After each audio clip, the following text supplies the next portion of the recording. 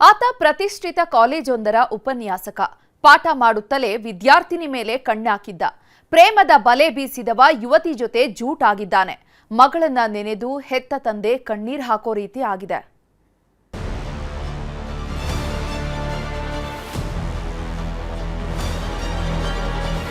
ಗುರುಗಳು ಅಂದ್ರೆ ಜ್ಞಾನ ಎರೆಯೋ ದೇವರು ಅಂತಾರೆ. ಅಡ್ಡದಾರಿ ಹಿಡಿದ ವಿದ್ಯಾರ್ಥಿಗಳನ್ನ ತಿದ್ದಿ ಬುದ್ಧಿ ಹೇಳ್ತಾರೆ. ಆದರೆ ಈ ಇನ್ಸ್ಟಾ ಯುಗದ ಶಿಕ್ಷಕರು ಹಾಗಲ್ಲ ಬಿಡಿ.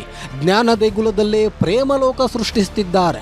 ಪ್ರೀತಿಯ ಪಾಠ ಹೇಳಿ ವಿದ್ಯಾರ್ಥಿನಿಯರನ್ನೇ ಹಾರಿಸಿಕೊಂಡು ಹೋಗ್ತಿದ್ದಾರೆ.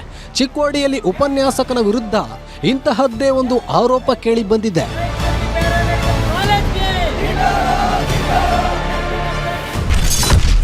ವಿದ್ಯಾರ್ಥಿನಿ ಜೊತೆ ಉಪನ್ಯಾಸಕನ ಲವ್ವಿ ಡವ್ವಿ, ಮನೆ ಬಿಟ್ಟೋದ ಮಗಳು, ಹೆತ್ತವರ ಕಣ್ಣೀರು.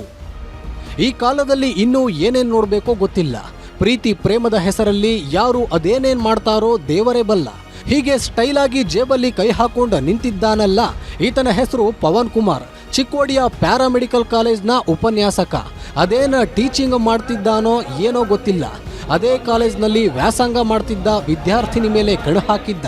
ಬಣ್ಣ ಬಣ್ಣದ ಮಾತಲ್ಲೇ ಮೋನಿಕಾ ಅನ್ನೋಳಿಗೆ ಪ್ರೇಮದ ಬಲೆ ಬೀಸಿದ್ದ.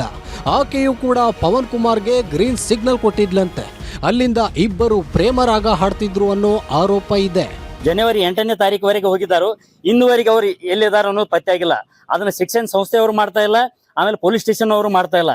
ಈಗ ಮಾಡಿದ್ರೆ ನಾವು ಸೈನಿಕರು, ಅಥಣಿ ತಾಲೂಕಾ ಸೈನಿಕರು ಹಾಗೂ ABVP ಸಂಘದವರು, ಮಹಿಳಾ ಅಧ್ಯಕ್ಷ ಸಂಘದವರು ಎಲ್ಲರೂ ಕೂಡಿ ಒಂದು ಉಗ್ರವಾದ ಹೋರಾಟವನ್ನ ಸಹಿತ ನಾಳೆ ದಿನ ನಾವು ಮಾಡ್ತೀವಿ ಅಂತೇಳಿ ಇವತ್ತಿನ ಕಾರ್ಯಕ್ರಮದ ಇದರಲ್ಲಿ ಹೇಳ್ತಾ ಇದ್ದೀನಿ.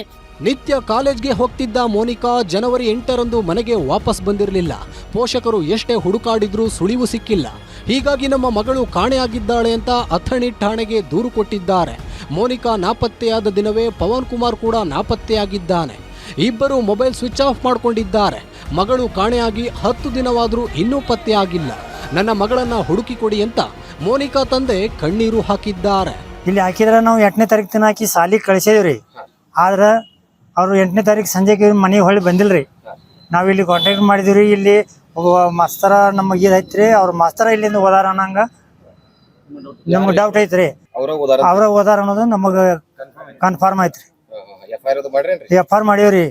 ಆದ್ರೆ ಅವರು ಇನ್ನೂ ನಮಗೆ ಏನು ಅವ್ರು ಇವತ್ತು ಬರ್ರಿ ನಾಳೆ ಬರ್ರಿ ಅಂತ ಹಿಂಗೆ ಹೇಳಕತ್ತಾರ್ರಿ. ಅವರು ನಮಗೆ ಏನು ತಿಳಿಸಿಲ್ರಿ.